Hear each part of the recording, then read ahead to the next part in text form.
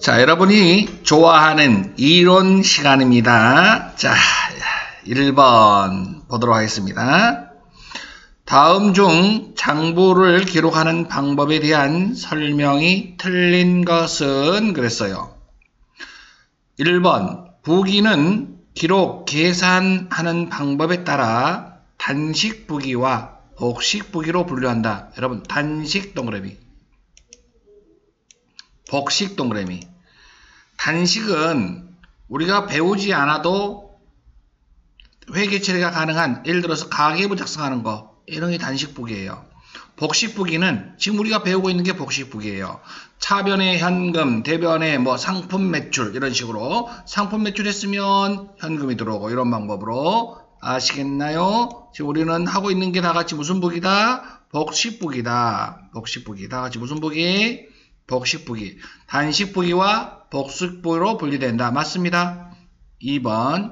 복식 부기는 일정한 원리나 원칙에 따라, 여러분, 일정한 원칙이 있는 거예요.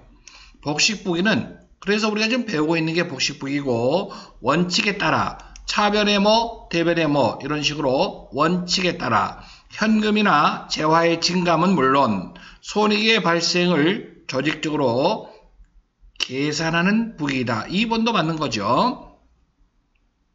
복식 부기는 대차 평균의 원리에 의해서 차변과 대변이 일치하는 게 대차 평균의 원리죠. 그에 의해서 오류를 자동으로 검증하는 자기 검증 기능이 있다. 자기 검증 기능 밑줄자, 자기 검증 기능이 있다.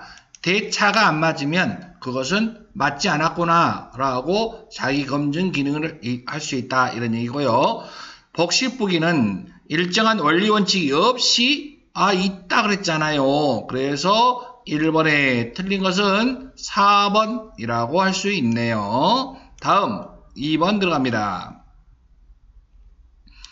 다음 중 외상대금의 저기회수. 여러분, 외상대금을 저기회수 밑줄자, 외상대금 저기회수 그러면 외상 매출금을 빨리 회수했잖아요. 이것을 우리는 매출 할인이라고 하나요? 다 같이 무슨 할인? 매출 할인. 오케이. 그 다음에 매출 할인 나왔네요.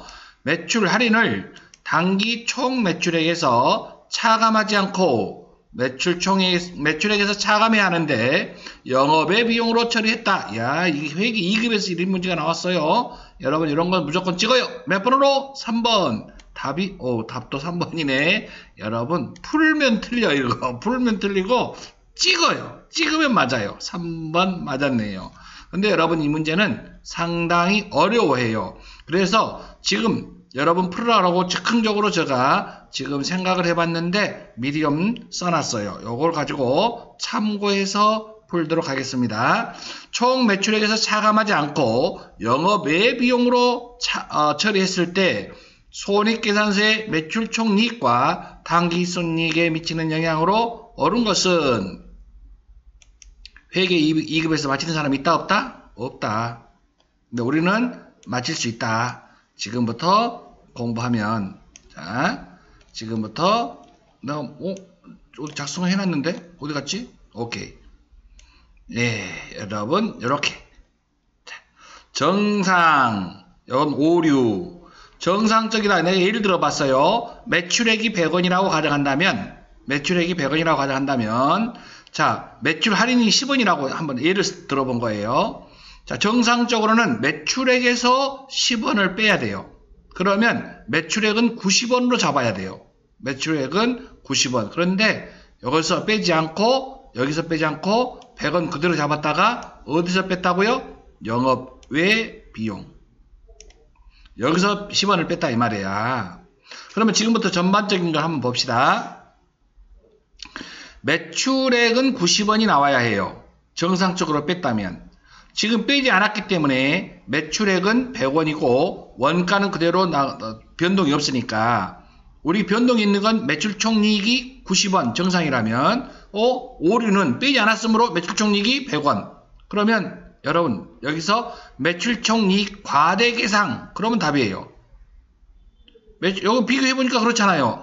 나 이렇게 간단하게 여러분들 문제를 풀 수 있는 방법을 즉흥적으로 생각해 왔어요. 자, 여러분, 매출 총이익이 정상적인 것보다 많이 나왔잖아. 그러니까 매출 총이익 과대계상. 그러면 영업이익도 봐보세요. 영업이익도 많죠? 과대계상.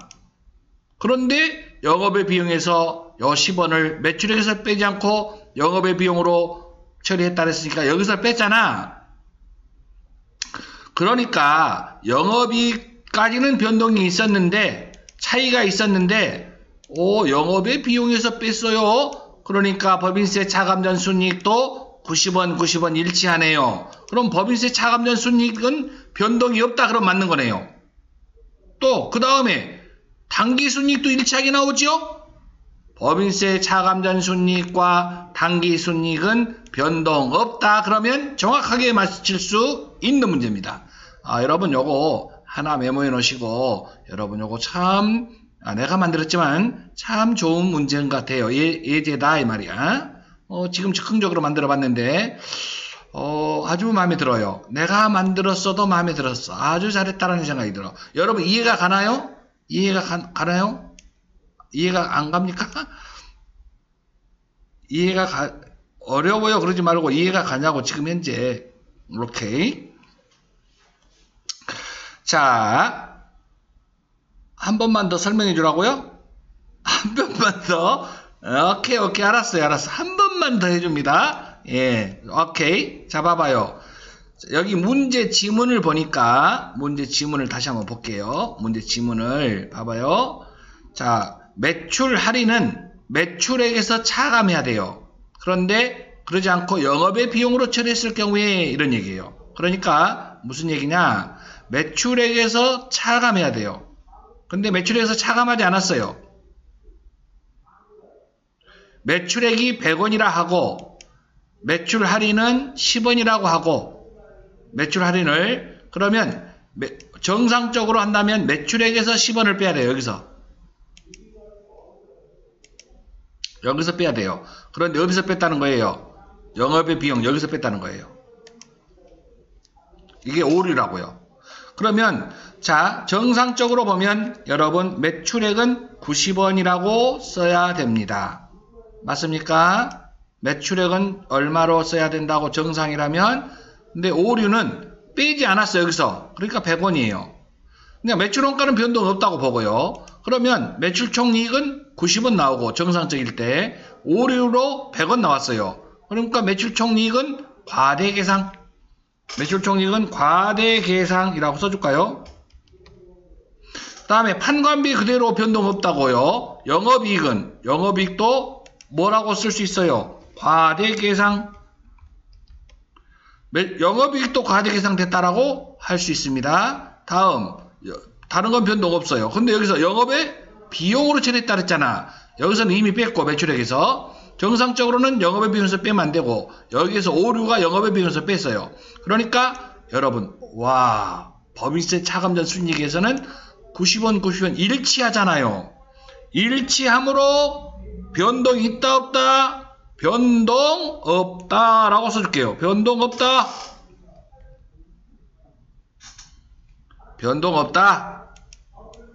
다음 법인세 변동이 없고요. 그대로고 당기순이익도 90원 일치하지요. 이것도 변동 없다. 이렇게 써주면 100점이 아닐까라고 생각이 들어요. 여러분 그러면 문제를 우리는 어떻게 해야 될까요? 문제를 봐보도록 합니다. 이제 지문을 봅니다. 자, 변동 없다가 불변이네요. 자, 매출총이익 과소예요, 과대예요? 매출총이익 과대. 과소 틀렸죠? 그 다음에 당기순이익 불변이라 그랬죠? 매출총이익 과소가 틀렸자니까. 다음 3번에 매출총이익 과대. 당기순이익은 불변.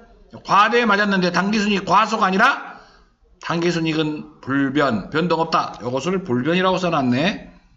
불변이라고 써줄게요. 불변. 이런 문제는요. 여러분 앞으로 나오면 이것만 생각하면 문제 다 풀 수 있어요.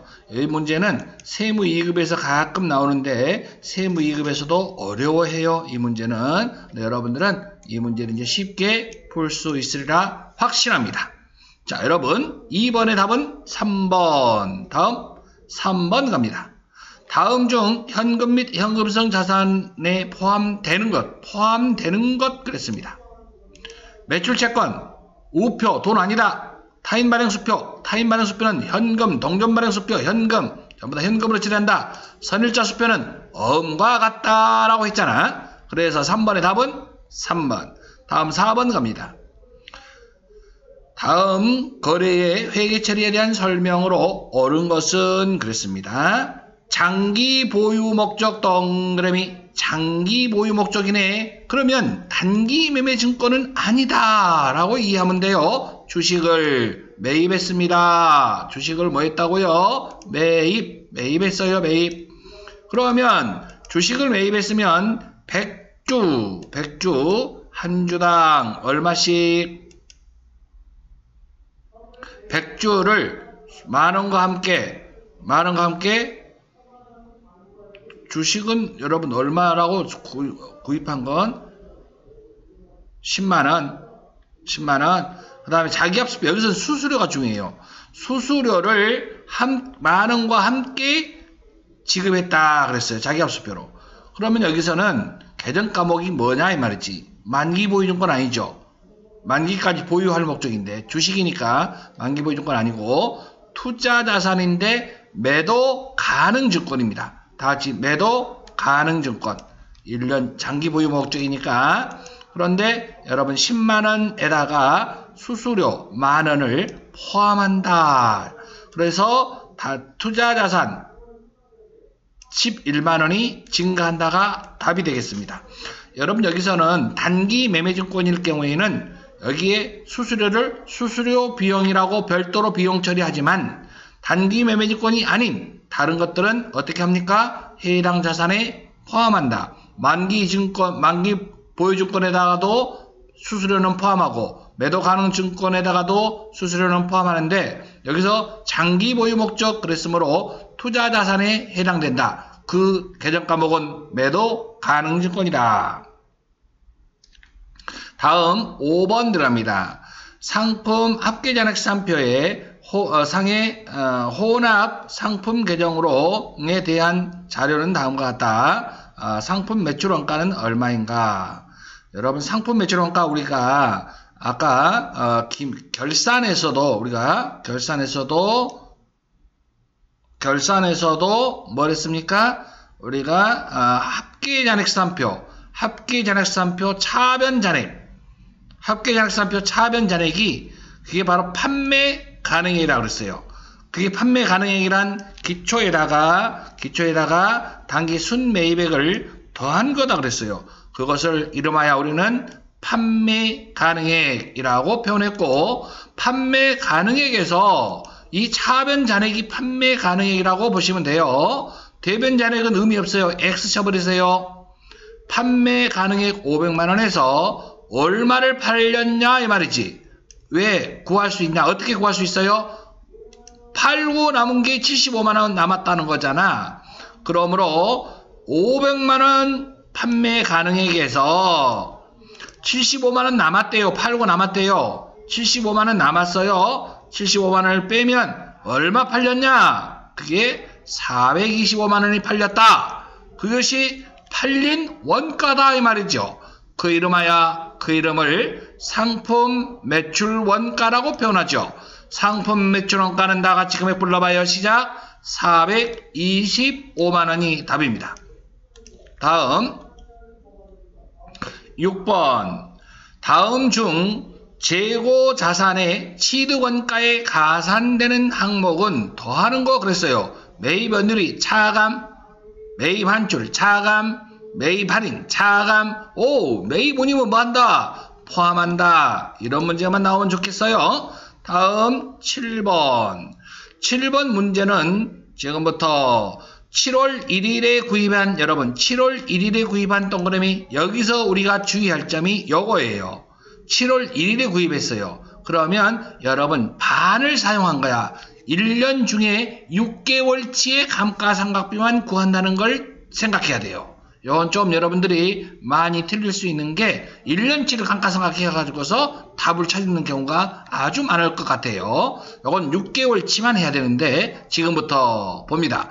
건물을 자 취득했는데 자 우리가 정액법으로 감가상각비를 물어봤어요. 다같이 무슨 법? 정액법. 공식 생각납니까? 내용 연수분의 취득원가 마이너스 잔존가액. 다같이 한번 불러봐요. 시작. 내용 연수분의 취득원가 마이너스 잔존가액. 요거 정률법 생각나지요? 정률법으로 감가상각하래요. 그러면 정률법 취득원가가 얼마?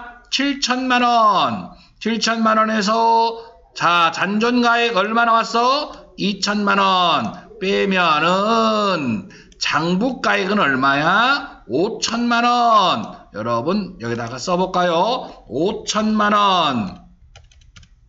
나누기 몇 년 동안? 10년 동안. 그러면 얼마 나오냐면 500만원 나와요. 500만원은 1년 동안의 감가상각비라고요. 그런데 우리가 1년 동안 이것을 감가상각비를 하면 500만원 그러면 3번인데 이거 틀렸어요. 무조건. 왜? 7월 1일에 구입했잖아. 그러니까 정확하게 계산한다면 월할 계산을 해야 되는 거예요. 월할 계산할 때에는 다같이 12분의 6개월치를 사용했다. 그러면 12분의 6 해야 합니다. 만약에 7개월치를 사용했다. 그러면 12분의 7. 한 달치를 했다. 12분의 1. 이렇게 사용한 기간만 감가상각을 하니까요. 취득 시점이 중요한 게 아니고 사용 시점이 중요한 겁니다. 사용 기간 동안 우리는 감가상각비를 계산하니까요. 그러면 500만원 나누기 12 그 다음에 분의 6 하면은 얼마 나와요? 250만원. 절반이겠네요. 250만원. 그래서 여기서 감가상각비는 250만원이라고 해야 합니다.